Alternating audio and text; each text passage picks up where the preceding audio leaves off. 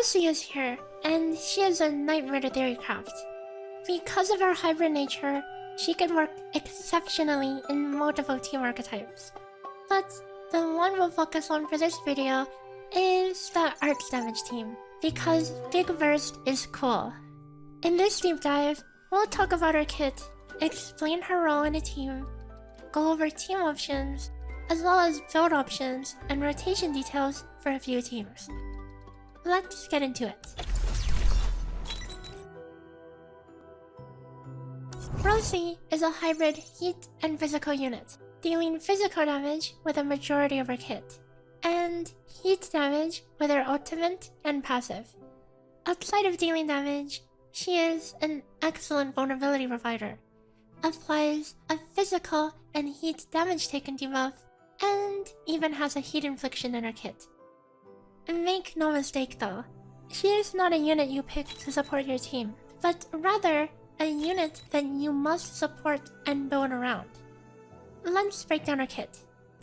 Her skill inflicts lift, and if the target already had vulnerability beforehand, it additionally applies a long duration dot, which also increases physical and heat damage taken, and deals extra stagger, all while granting Rossi an additional 10 energy. As soon as she fires the projectiles, the skill is safe to dodge cancel.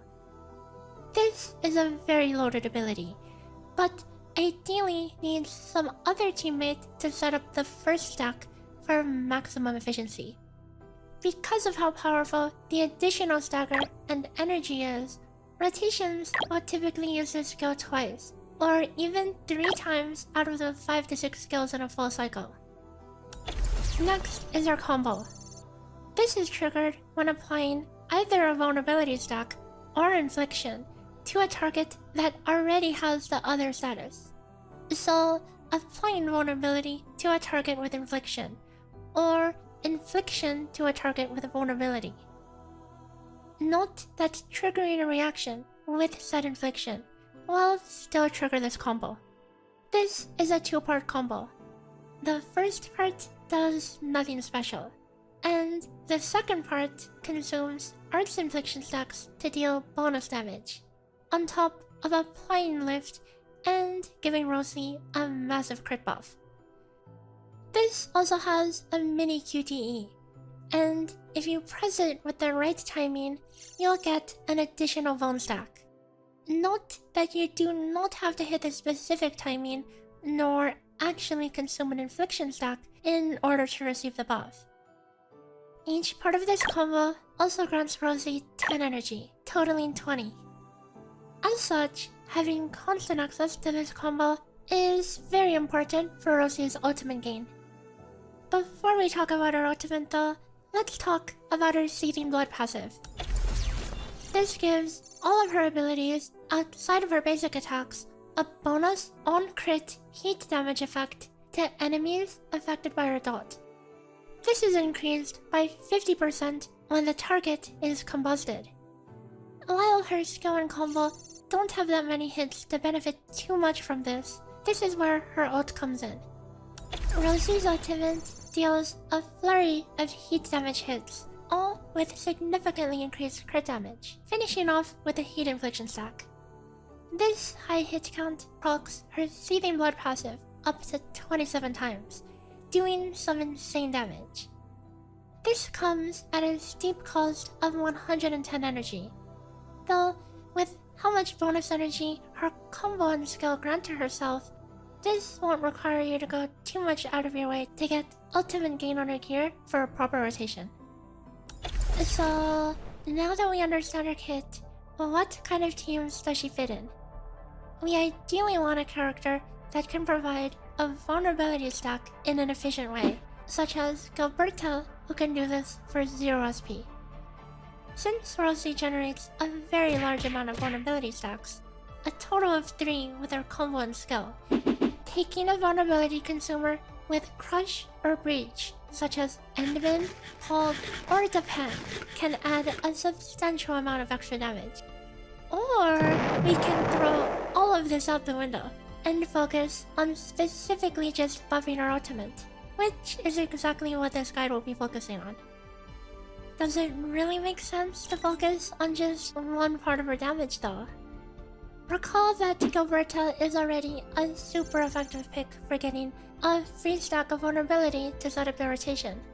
And her ultimate just happens to be a huge arch susceptibility debuff. Now, who can be used to easily set up Gilberta's combo? That would be none other than Perlica, who triggers an electrification with her combo, conveniently matching cooldown with Gilberta's while further increasing arch damage. So this makes up our base team. In the following section, we'll look into 3 different variants. One with Tangtang as a sub DPS / support, one with Antal for maximum buffing, and one more accessible version replacing Gilberta with Wulfgard.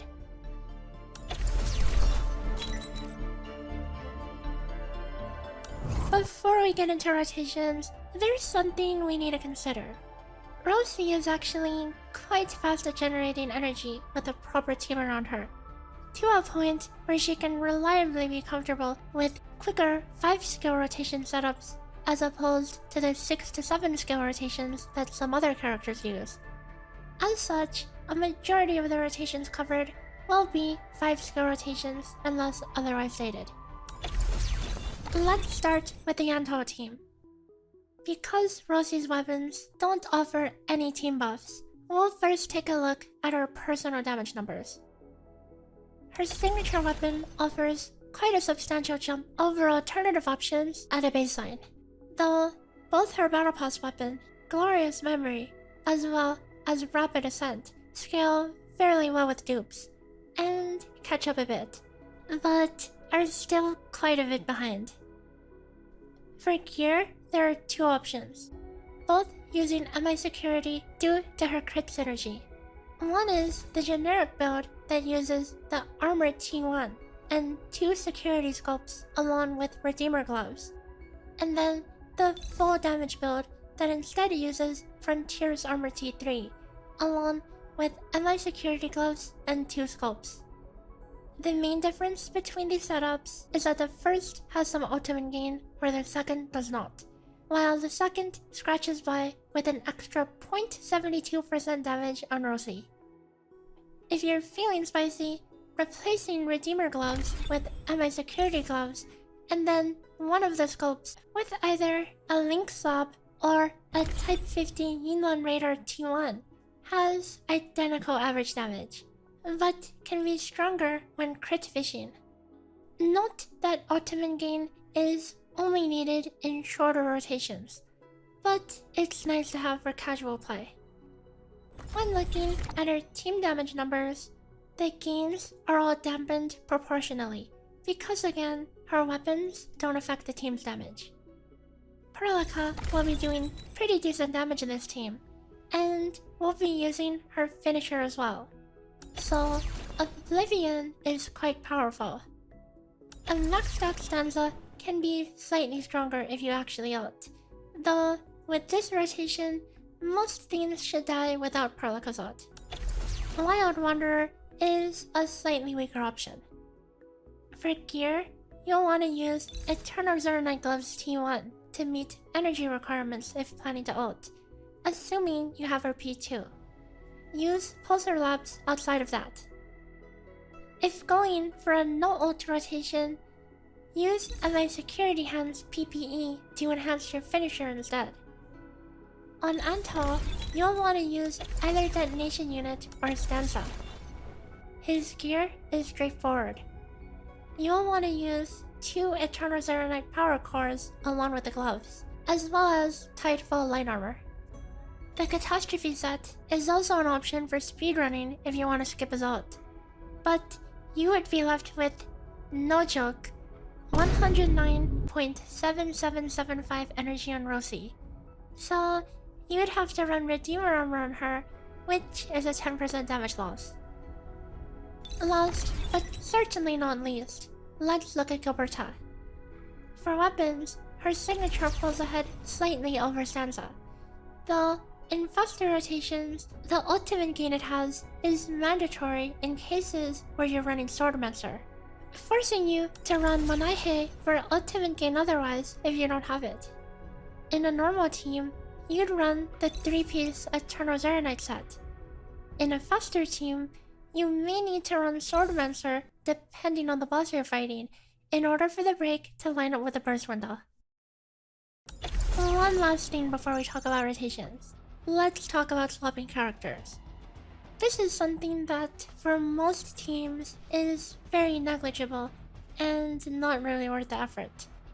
However, for Rossi, who has a very long 2-part combo and a decently long skill that she'll use multiple times, you can gain a lot of extra SP and stagger by swapping to other characters during these animations. If you want to super min-max, you can constantly swap to any inactive character between planned actions. If you want to keep things simple, just on-field Perlica instead. Let's move on to the rotation example. We start out with Rossi's basic attack combo, as well as Antal and Perlica's skill. Hit Perlica, Gilberta, and Antal's combo as soon as you can, as well as that of Rossi after another basic attack combo. Then use her combo followed by her skill. Then keep basic attacking until Perlica's combo is up again, using another Rossi skill whenever. And then hit Perlica and Gilberta's combo. Use Perlica's skill when Antal's combo is up to trigger that and Rossi's combo. Use Antal's ultimate, followed by Gilberta's, Perlica's, and Rossi's, while landing a finisher on Perlica to wrap things up. Antal can be replaced with Tangtang for a more dual DPS playstyle, though Tangtang demands a longer rotation in order to meet her energy requirement, which drags Rossi's DPS through the mud. If you run a faster rotation and play Tangtang like a support, the total DPS is slightly lower, though the shortened rotation can still very much one-shot current content. Let's quickly take a look at Tangtang's gear and notable changes on the team. Tangtang's options are nearly identical to that of her cryo teams. Her signature weapon still has that gain of around 10% team DPS over the next best options. However, what's noticeably different is her gear. Because we can only reasonably get 3 combo skills for her in this team, we'll have to compensate by replacing one of her kits with an Eternal Zaranite power core to get enough ultimate gain for the long rotation. In the short rotation where we don't use our ult, you can go full damage with Bone Crusher Armor T2, Wristband T1, 1 Mask T2, and a Link Slab. On Perlica, your options for weapons include Detonation Unit, Oblivion, and Stanza. In both variations of this team, it's better for her to run a support weapon over Oblivion. Note that by default, Gilberta is assumed to already be covering Stanza, so this Stanza bar has Gilberta using her signature weapon instead. For gear, use 3-piece Pulsar Gloves with Eternal Zaranite Gloves T1, or if you're doing a short rotation that doesn't use our ultimate, use Hot Work Gloves instead. These are the timelines for the 2 Tangtang rotations. In the interest of time, I won't spend too long explaining them. In the long rotation, Tangtang triggers her own combos for the first 2, and the third is set up from an Arts Burst from Perlica, while the last 2 skills go to Rossi. In the shortened rotation, we instead use 3 Rossi skills, and a single Whirlpool Tangtang skill in the burst window, on top of the starting skill. You can see a good example of the Tangtang short rotation in my recent video, where I used this team to win a $7,000 official speedrun tournament. Finally, let's look at some copium for the Gilberta list. Without Gilberta, you're losing your easy vulnerability stack, so it would make sense to grab someone else who could do that. This is an arts team video, So let's replace her with Wulfgard instead. Wulfgard will be using a 3-piece hot work set with the exoskeleton and 2 cartridges, along with Bone Crusher gloves. We will be able to proc Climbable in this rotation, so it has decent team value over its other options. In this rotation, we'll have to self-stack with Rossi's skill, which is a bit inefficient and will make this a long rotation. We'll be using Wulfgard's skill to proc his own combo for the first 2 rounds, but instead use Perlica's prior to the burst window to set up a combustion to be consumed with Wulfgard's skill to proc Climbable, before reapplying it with his ult. Let's take a step back to compare these arts teams to each other. The Antal comp pulls ahead by quite a bit, though if you don't have a Gilberta signature, it loses a decent chunk of its power, due to its deep energy requirements cutting you out of an entire support weapon in that case.